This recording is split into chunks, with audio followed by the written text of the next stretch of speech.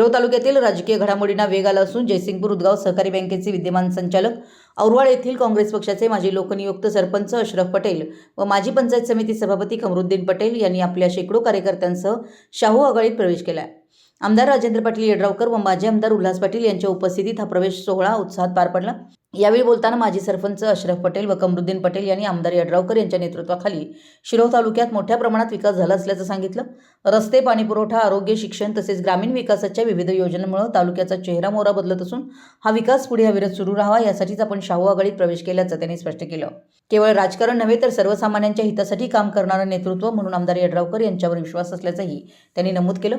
यावेळी साहेब पाशा पटेल, मुस्ताक पटेल, लतीफ पटेल, लीडर रशीद पटेल, अशफाक चौगुले, नियाज अहमद पटेल कडते, जमीर पटेल, पापा पटेल, महेश कांबळे, महेश रावण, मजीद हवालदार, सौरभ पटेल, प्रल्हाद कांबळे, मुजाहिद पटेल, शौर्य अलम पटेल, अबिद पटेल, कदीर देसाई, मतीन पटेल, लियाकत अली पाटील, सरफराज पटेल, शाहरुख पटेल, तौफिक पटेल, अयान पटेल, सुनील कांबळे, दस्तगीर शेख या कार्यकर्त्यांसह सहित पटेल, अफसर पटेल, शफी पटेल, सुकुमार किनिंगे, आनंदा कुमे, सचिन दानोळे, आदिनाथ अरबाळे, प्यारेसाहेब साहेबवाले, अबू शेख आदी पदाधिकारी व कार्यकर्ते उपस्थित होते। या प्रवेशामुळे शिरोळ तालुक्यात राजर्षी शाहू विकास आघाडीची ताकद अधिक भक्कम झाल्याचं चित्र दिसून येत आहे। उपस्थित कार्यकर्त्यांनी आमदार येड्रावकर यांच्या नेतृत्वाखाली तालुक्याचा सर्वांगीण विकासासाठी एकजुटीने काम करण्याचा निर्धार व्यक्त केला आहे। मराठी एस न्यूजसाठी कुरुंदवाडहून संदीप अडसूळ।